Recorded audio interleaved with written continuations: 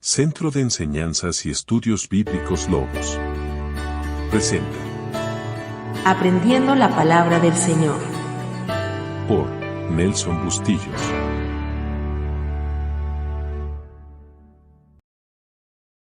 El caso de Amnón y Tamar. Año 1034 a.C.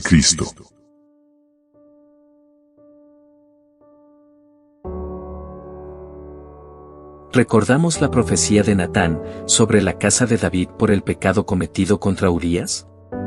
Bueno, el caso de Amnón y Tamar solo es el principio, y se trata de la violación que le hizo el hermano mayor a una de sus hermanas menores. Amnón era el hijo mayor de David, nacido en Hebrón, y Tamar era su media hermana. Y decimos su media hermana, porque estamos casi seguros que Tamar no era hija de Ahinoam, quien era la madre de Amnón. Aconteció después de esto, que teniendo Absalón, hijo de David, una hermana hermosa que se llamaba Tamar, se enamoró de ella Amnón, hijo de David. Sabemos que David tuvo una cantidad de hijos. Tamar no solo era hermana de Absalón, sino de todos los hijos de David.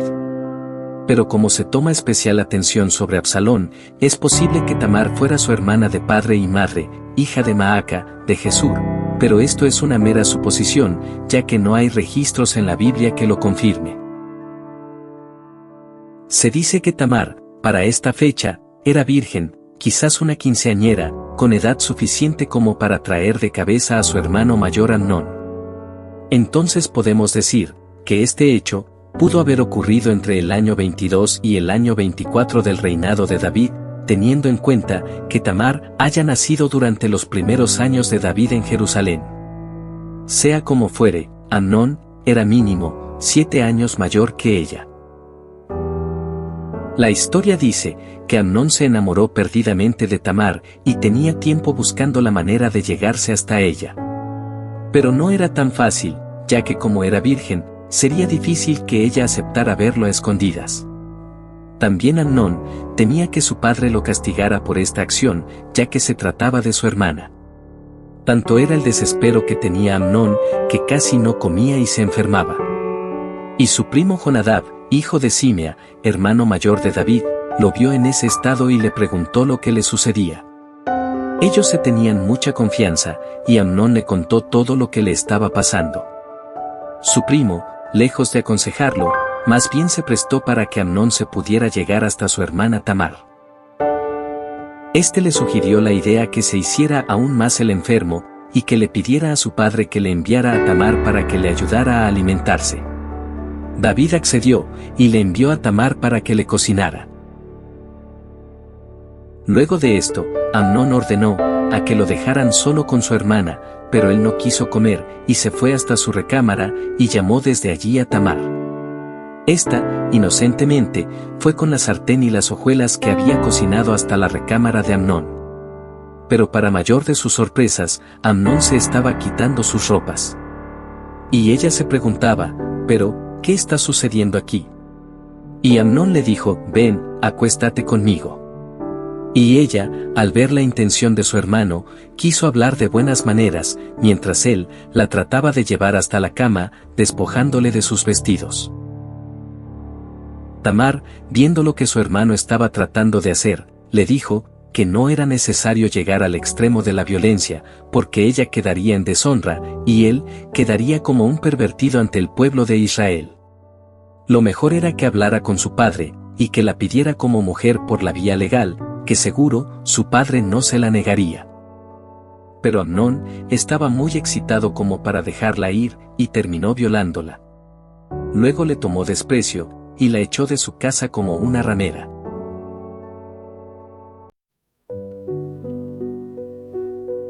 Si tanto amaba Amnón a Tamar, ¿por qué no se fue por la vía legal? ¿Cómo pudo aborrecerla tanto, luego de haberla violado? Quizás Amnón, al momento de acostarse por la fuerza con Tamar, ella se comportó de una manera tan fría que no le dejó dudas que nunca le correspondería a su amor. Amnón, después de satisfacer su deseo, sintió ira y desprecio por Tamar. Venganza y huida de Absalón. Año 1032 a.C.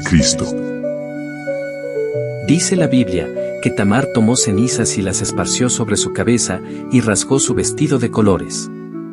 Y gritando salió del lugar, y se fue directo camino a casa de su hermano Absalón, y se tendió en llanto, mientras su hermano le preguntaba lo que le había pasado. Ella seguía llorando, y Absalón, al ver sus ropas rasgadas, supo de inmediato que Amnón, su hermano, la había violado. A pesar de que Absalón aborreció a su hermano, por lo que le había hecho a su hermana, no tomó ningún tipo de acción para ese momento. David se enojó mucho, pero igual nada pudo hacer. Pasaron 2 años, y Absalón ya tenía sus propios esquiladores en un lugar cerca de Efraín, y quiso celebrar en grande este glorioso momento. Así que se fue hasta que su padre, y le pidió que por favor los acompañara a él y sus hermanos, para celebrar allá en el lugar donde estaban sus esquiladores. David se negó, pero lo bendijo. Entonces dijo Absalón: pues si no, te ruego que venga con nosotros Amnón mi hermano. Y el rey le respondió: ¿para qué ha de ir contigo? Pero como Absalón le importunaba, dejó ir con él a Amnón y a todos los hijos del rey. Absalón pensó que ese sería el momento propicio para llevar a cabo su venganza sobre su hermano Amnón. Y por eso seguía insistiendo tanto, hasta que su padre le dijo que estaba bien, que dejaría ir a Amnón, pero con el resto de sus hermanos. Absalón asintió que estaba bien, y se los llevó hasta donde estaban sus esquiladores en Baal-Azor, que estaba junto a Efraín. Una vez ahí, se prende la fiesta, y el vino rodaba entre los asistentes, pero Absalón, llamando aparte a sus criados de confianza, les dio instrucciones, que cuando vieran a Amnón borracho lo mataran. Sus siervos se miraron a la cara sorprendidos, y se preguntaban: ¿nosotros, matar al hijo del rey? Somos hombres muertos, pero Absalón le dijo que no se preocuparan, que él tomaría toda la responsabilidad. Entonces, cuando Amnón estaba bien ebrio, los siervos de Absalón lo hirieron y lo mataron. Sus hermanos, al ver lo que estaba pasando, se montaron en sus mulas y huyeron de Absalón de vuelta a Jerusalén. El rumor llegó primero a Jerusalén antes que los hijos de rey, quienes habían huido en mulas. Alguien corrió más rápido, e ignoramos de qué manera, pero lo cierto del caso es que quien llevó la novedad no contó la historia como era, manifestando que Absalón había matado a todos los hijos del rey. Por supuesto que esto era fatal para David, quien enseguida se tiró en tierra y rompió sus vestidos. Pero Jonadab, su sobrino, le dejó en claro que solo Amnón había muerto. ¿Cómo lo supo? ¿Acaso estuvo allí?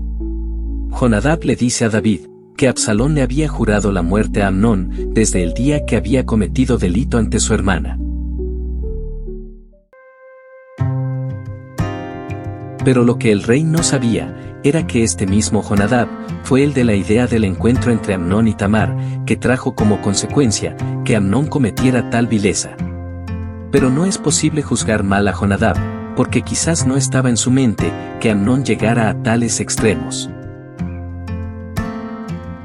Absalón, luego de dar la orden para matar a su hermano Amnón, huyó a tierras de donde era nativa su madre Maaca, a Gesur. Y ahí se reunió con Talmai, el hijo de Amiud, rey de Gesur. Absalón, debido a que su madre era nativa de esas tierras, mantuvo amistades en esa zona. Ahí estaba toda la familia de su madre, y de seguro, ya sabía dónde llegar, y nada mejor que el hijo del mismo rey para tenderle la mano. Y se quedó en Gesur por espacio de 3 años. Durante ese tiempo, Absalón pedía a Dios que ablandara el corazón de su padre y le permitiera regresar a Jerusalén, que si eso ocurría, él pagaría sus votos en Hebrón y serviría a Jehová. El regreso de Absalón. Año 1029 a.C. David había perdido entonces a 2 de sus hijos, Amnón que había muerto, y Absalón que había huido. Y por espacio de 3 años no supo nada de él. El único contacto que tenía Absalón era con Joab, quien seguramente le pedía que regresara a Jerusalén, que su padre lo perdonaría. pero él sentía mucho temor y prefirió quedarse en Jesús. Hasta que llegó el momento que Joab decidió actuar ante David para lograr el regreso de Absalón. El asunto era, ¿cómo hacerlo? Era un caso muy delicado, y tendría que ser astuto si quería convencer al rey. Para ello contrató a una mujer, que fuera experta en la actuación, una actriz de la época, para que hablara al rey. Esta mujer, solo se le conoce con el nombre de, la mujer de Tecoa, ya que fue escogida de ese pueblo por Joab. Tecoa, era un pueblo que se ubicaba al sur de Belén. Quizás Joab la conocía de antemano, sobre su astucia, y también su valentía, para saber actuar frente al rey, y sin temor a consecuencias drásticas en caso de que fuera descubierta. Su actuación fue muy bien preparada, y Joab se tomó todo su tiempo, para explicarle bien su papel frente al rey. Todo el libreto fue obra de Joab, y la mujer, solo se encargaría de llevar a cabo lo que le decía su guión. La mujer de Tecoa, se presenta ante el rey David llorando, y con un problema terrible, el cual el rey atendió muy atento. Y una vez delante del rey, esta mujer comienza a llorar y a suplicarle a David, que por favor la ayude, que necesita de su auxilio. El rey pregunta sobre el asunto. ¿Cuál es el problema? Entonces ella comienza a decir, que es una mujer viuda, que tenía 2 hijos, pero, que en una riña familiar, uno de sus hijos había matado a su hermano. Y ahora, el resto de su familia lo quería matar, para que pagara por la vida de su hermano muerto. Cuando la mujer de Tecoa, está a punto de retirarse, le dice otras palabras de generosidad, y lo alaba en su condición de ser muy sabio, y de ser un siervo del Dios Todopoderoso. David, nuevamente le dice que vaya en paz, que nadie tocará ni siquiera un cabello de su hijo. Pero la mujer le dice al rey, que tiene una última palabra para él. David, algo sorprendido, le pide que hable. Entonces la mujer le cuenta toda la verdad. Y le dice, que todo era una farsa, que lo único que ella buscaba con su actuación, era hacer que el rey recapacitara sobre su hijo Absalón, quien estaba desterrado por temor a ser muerto por su propia familia en Jerusalén. ¿Por qué había de hacer misericordia el rey por un desconocido, mas no por su propio hijo? David quedó atrapado entre sus propias palabras, y enseguida se imaginó, que detrás de todo esto solo podía estar una persona, Joab. El rey, lejos de tener una reacción de enojo por el engaño, solo se quedó pensativo. La mujer le dice que Joab fue el que preparó todo, que ella solo hizo lo que Joab le dijo que hiciera. Luego de esto, la mujer se fue en paz, y David llamó a Joab, y le pidió que fuera por Absalón, y que lo trajera de vuelta a su casa. Se levantó luego Joab, y fue a Jesús, y trajo a Absalón a Jerusalén. Mas el rey dijo, váyase a su casa, y no vea mi rostro. Y volvió Absalón a su casa, y no vio el rostro del rey. Aunque Absalón era su hijo, y lo amaba mucho, David no permitió que se le acercara hasta su presencia. Él sentía aún algo de remordimiento por la acción de su hijo. Absalón estuvo confinado en su casa, y tenía prohibido llegar hasta la presencia de su padre. No sabemos tampoco cómo quedó la relación con el resto de sus hermanos, suponemos que no fue buena. Absalón pasó 2 años de aislamiento, como quien dice casa por cárcel. Y durante este tiempo, lo único que hizo fue aumentar su rencor por la manera como estaba siendo humillado. Y solo pensaba en buscar la manera de vengarse de su padre. Absalón se sentía rechazado, y procuraba hablar con Joab, para que le ayudara con su padre, pero este también le daba la espalda y no lo quería atender. Así que se las ingenió para llamar su atención. Hizo que sus siervos quemaran el campo de cebada de Joab, que estaba al lado del suyo, y de esta manera, Joab se llegó hasta la casa de Absalón, para reclamar esa vil actitud. Entonces Absalón le dice que sólo así podría prestarle la atención requerida. Absalón le pide a Joab, que le lleve un mensaje a su padre.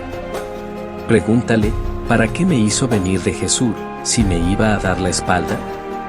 Mejor me hubiese quedado allá en casa de mi familia materna. Pues, si todavía le duele lo que hice, que me mate y ya, resuelto el asunto. Entonces Joab le llevó ese mensaje a David, y éste envió por Absalón, para que lo trajera a la casa. Y cuando estuvo frente al rey, hizo reverencia, se inclinó, y David lo besó. Luego de que por fin recobrara su libertad, Absalón se pone a trabajar en su plan para derrocar a su padre. Cosa que no sería nada fácil. Y sabe que para lograr su cometido, tenía que ganarse la confianza de un cierto número de hombres del pueblo, incluyendo sacerdotes y oficiales. De esta manera, no pasaría mucho tiempo para que Absalón comenzara a conspirar en contra de su padre, para que se cumpliera la profecía dada por boca del profeta Natán.